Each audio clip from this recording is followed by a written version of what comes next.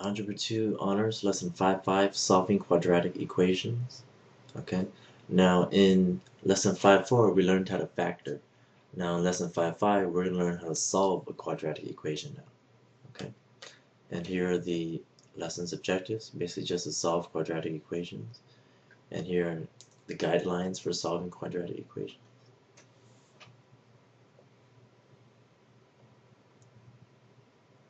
Now the first thing I'm going to talk about is the zero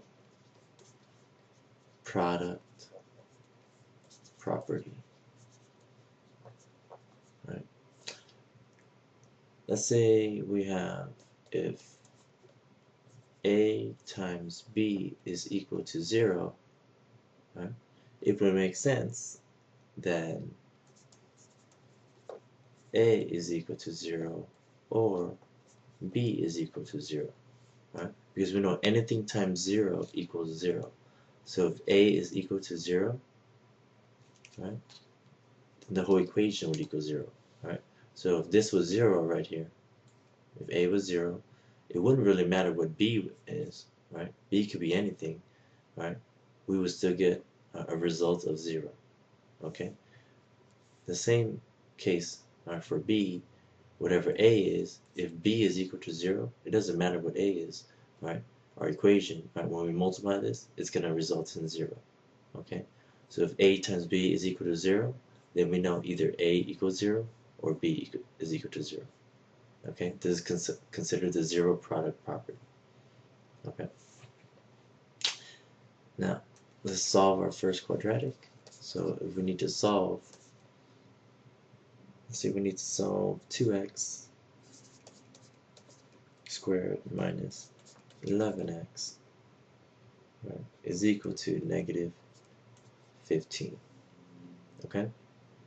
Now remember, the first step in solving is you have to make the equation equal 0, right? So we have to make this equation equal 0 first. So we're going to add 15 to both sides. That way we get 0 on the right side here. So then the problem becomes 2x squared minus, actually 11x plus 15 is equal to 0.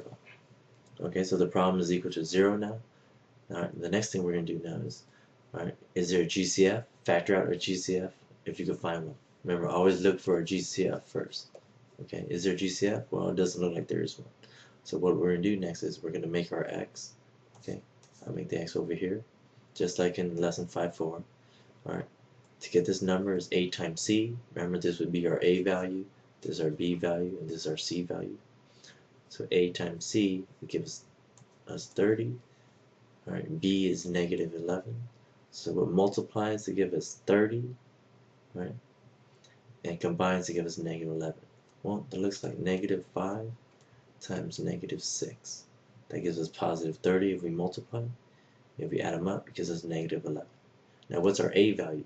Our a value is 2, so we have to remember to divide both these numbers by 2. You cannot reduce this fraction, so go ahead and leave it like that. This one we can't reduce, so this would reduce to negative 3 over 1. So our factors are going to be 2x minus 5, right, and x minus 3 is equal to 0. Okay, now let's think about the zero product property again.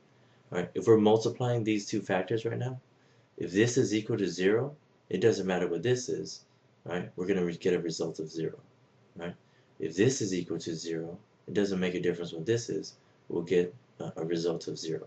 So when either one of these factors equals 0, the whole problem will equal 0. Okay, so what we're going to do is we're going to take each factor, find out when it will equal 0. Take each factor, right, set it equal to 0.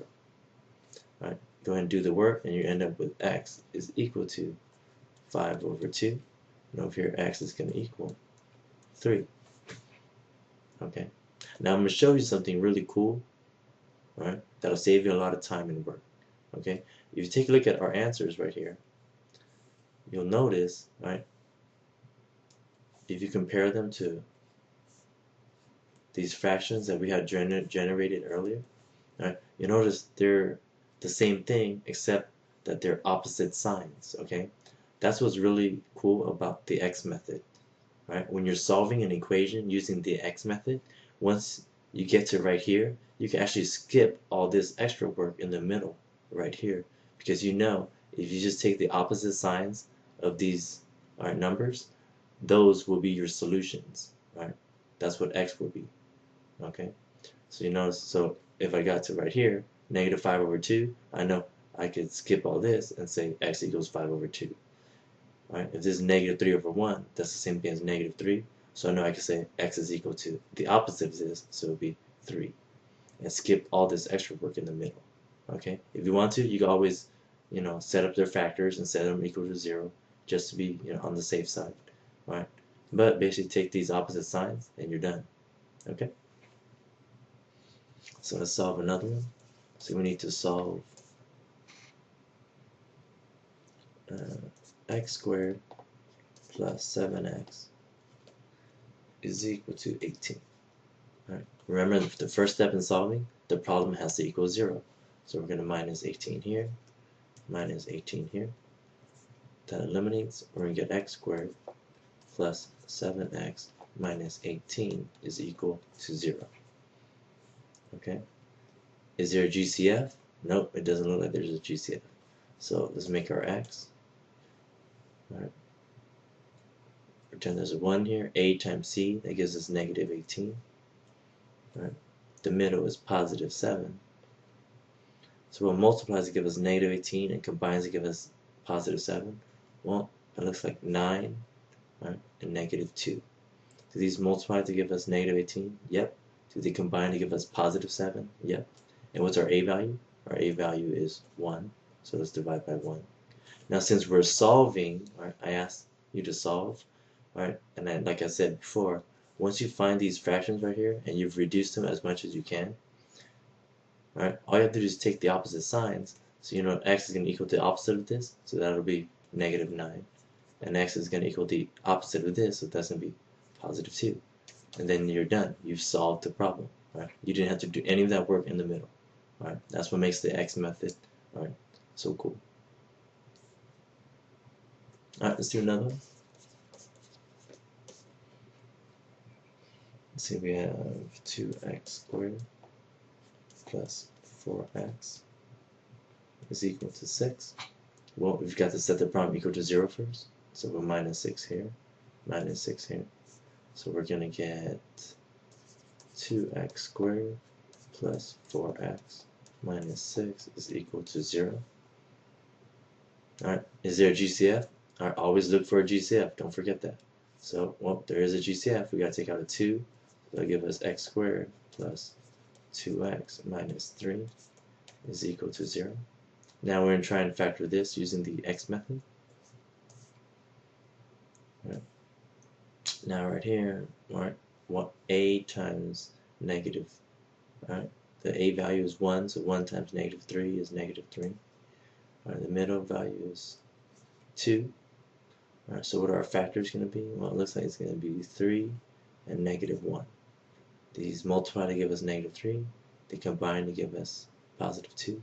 What's our a value? Our a value was 1, so let's divide these by 1. So our factors, alright, you can set them up if you want, or just go to the shortcut. You know, it's going to be the opposite of this, so that'll be negative 3. And x is going to equal the opposite of this, which will be positive 1. Now you have to be careful. Alright, the GCF here, since it was only 2, since it was only 2 right here, there's nothing for you to worry about. But let's say, for example, if there was an x out here, you would have to take 2x and set it equal to 0. Okay? And I'll show an example of that next. Okay, so now let's say you had factored out a problem, and let's say there was 3x, right? And then we had x squared plus 5x, right, plus 6. Okay, let's say, and then you have to use the x to factor this, right? So the a value is 1. 1 times 6 is 6. Alright, we're trying to get 5 in the middle, so it looks like 2 and 3. Alright, we're dividing by the a value, which is 1. So we know x is going to equal the opposite of this, -2. And x is going to equal the opposite of this, -3. Then you have to remember, since out here there was an x with this number, alright, since there was an x, you have to take 3x and set it equal to 0. Alright, so you divide by 3, then you'll know that x, alright, is equal to 0. So this is also a solution. So x, alright, is also equal to 0. Okay, so if there's an x out here with the GCF, alright, you've got to take this, alright, term and set it equal to 0. Okay, so here you go.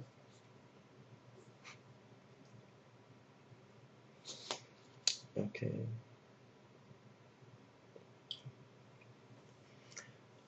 Alright, the next type of problem we're going to solve is solve 5x squared minus 180 is equal to 0.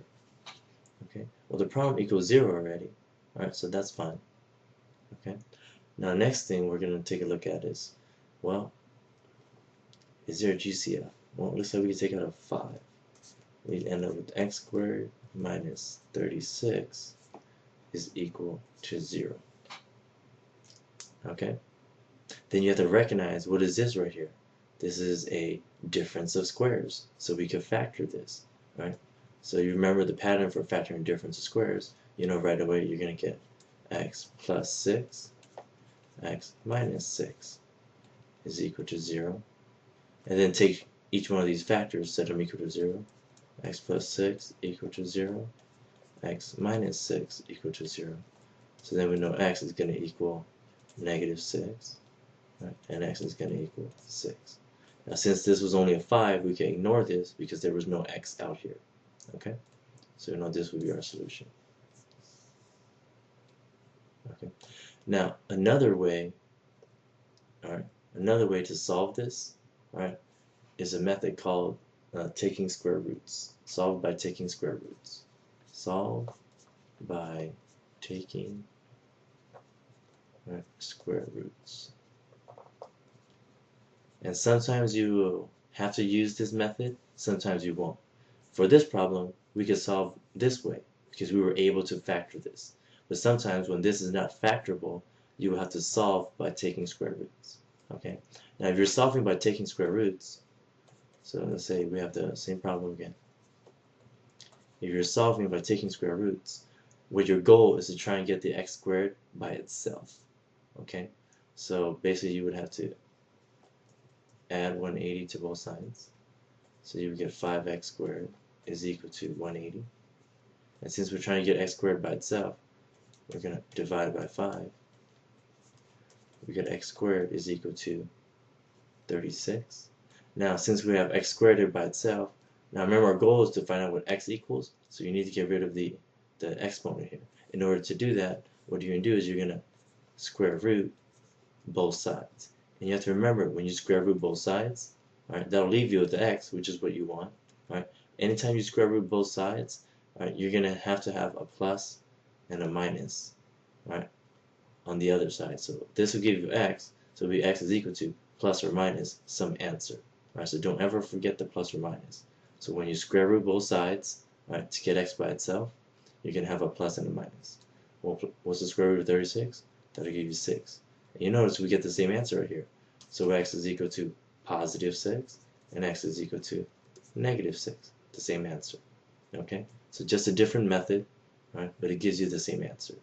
So when you're able to factor this, because it's a difference of squares, go ahead and work it out this way.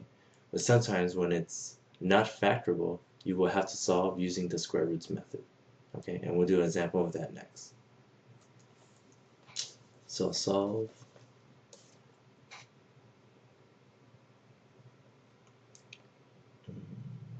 let's see, 3x squared is equal to 24. Okay, well the first thing you might want to try to see is, well, is it possibly maybe a difference of squares? So we would set the problem equal to 0. So you get 3x squared minus 24 is equal to 0. If you take out the GCF, you get 3 times x squared minus 8 is equal to 0. Then you recognize, wait, this is not a difference of squares, so I'm kind of stuck because I can't factor this using a special pattern. So then that's when you know you have to solve it using the taking square roots method, right? Taking square roots method.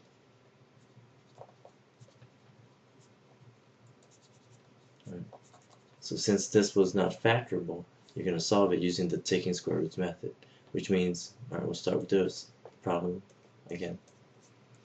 The taking square roots method, you're trying to get x squared by itself. Okay, so let's divide both sides by 3.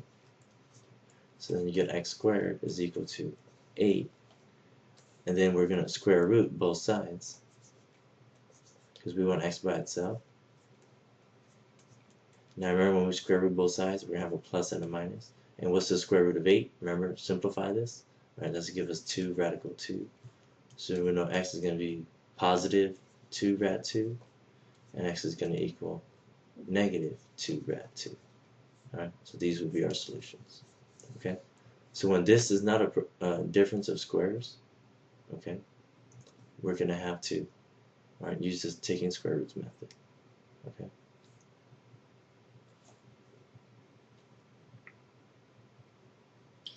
Alright, let's solve. Let's see. 16x squared is equal to 8x. Alright, well, let's try and solve using factoring method first. So we will minus 8x to both sides.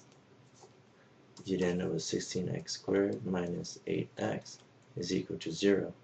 Take out the GCF, or we could find one. Well, the GCF would be 8x. That'll leave us with 2x minus 1 is equal to 0. Alright.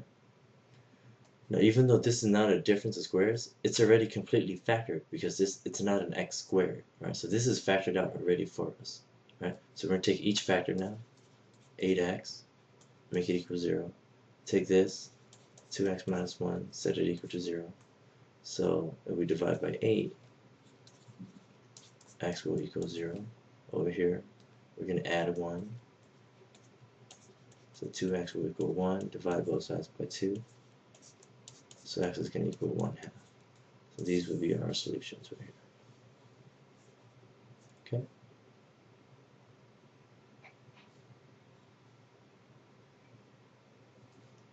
Alright, so to summarize, you always want to try and factor a problem as much as you can. Right? This is completely factorable, so just take the factors, set them equal to 0. Okay. If you get a problem such as this, let's say for example,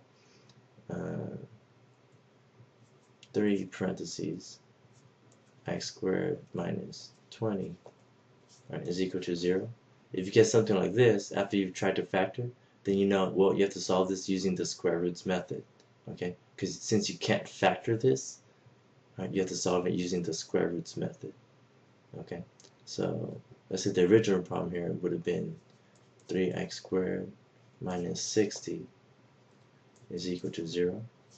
So if you're going to solve 3x squared minus 60 is equal to 0 using the square roots method, you have to try and get x squared by itself.